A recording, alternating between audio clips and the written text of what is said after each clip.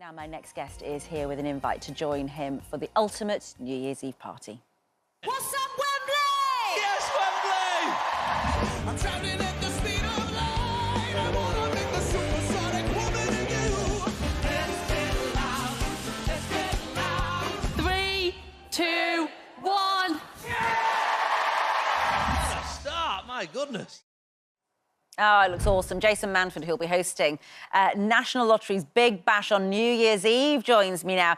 Good morning, Jason. It's quite a responsibility, isn't it, to get the party going on the biggest party night of the year? It is, yeah. It is.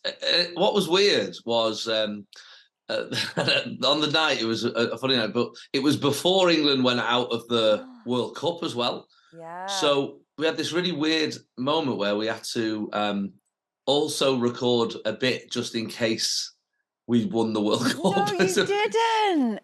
Yeah, so Oh, it was really, no. that was quite weird. And it was quite a funny night. Anyway, because we had the Lionesses on, and we had the Lionesses from the 70s, like sort of trailblazers, you know, and they were just party animals, just so much fun. They were like getting well into it.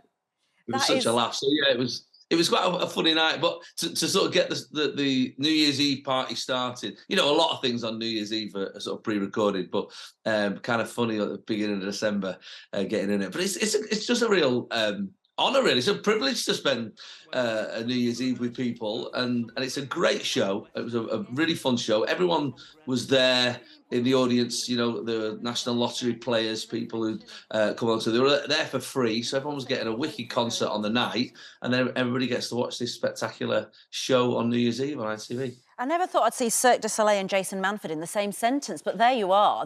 I mean, I would like to see you in it. Hey, you never know. You never know. To be honest, as I mentioned on the show, I get a nosebleed going in up the loft ladder, so I'm very much down. I'll be. It's wonderful. I was wondering how you found time, because your Panto season is upon us, so you must have had to really juggle everything around to fit this in.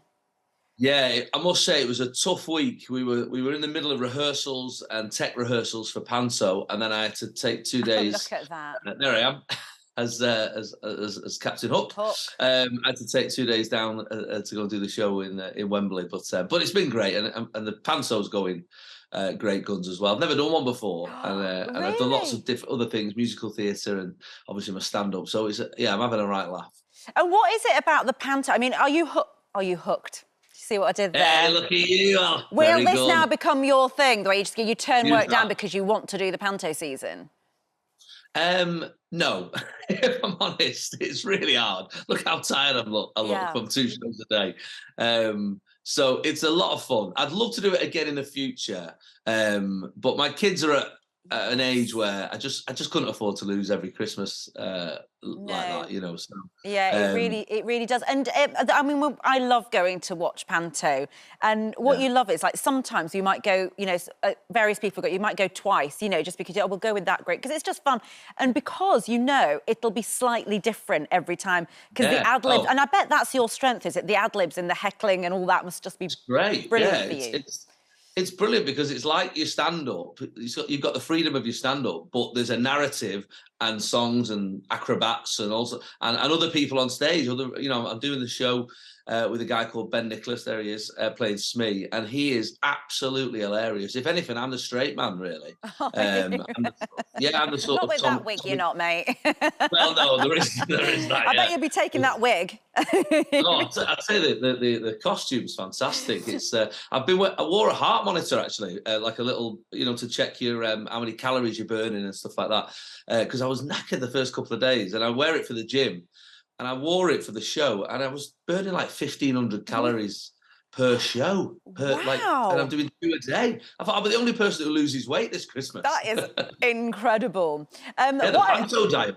Yeah, what I want to also ask you about is what's obviously in the news today, because I know it actually strikes home with you, the striking, obviously, by the nurses today, by the ambulance service. You have quite a strong view on it, don't you, for personal reasons?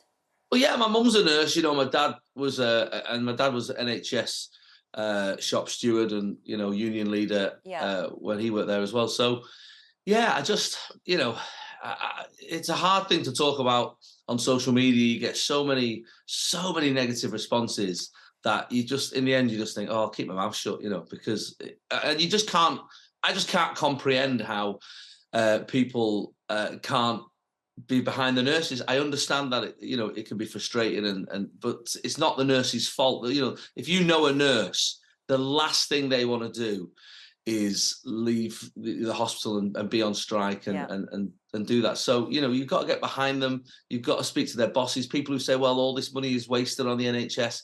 Well, that's, again, not the nurse's fault. They're not doing it because, you know, yes, they're asking for a raise, you know, with inflation. But again, they're also asking for a lot of other things, which is for us, for patients, to make sure that our care is there. You know, it's not a selfish thing that the nurses are doing. And anyone who says, you know, you see people quoting things like, well, look, this is the average wage and nurses are on the average wage. Well, it's not an average job, is it? You know, and when you were outside clapping them on a Thursday during COVID, you know, and now to sort of not let them do this, I think it's pretty low. You know, we talk about, oh, you know, you've got a tough gig, you've got all these shows to do. Which one of us would choose to look after the sick and the elderly? Most of us don't choose that vocation, do we? So it isn't the average job. You're absolutely right. Nobody gets into nursing for the money. You know what I mean? It was not, like, oh, no, but they great, let's get some.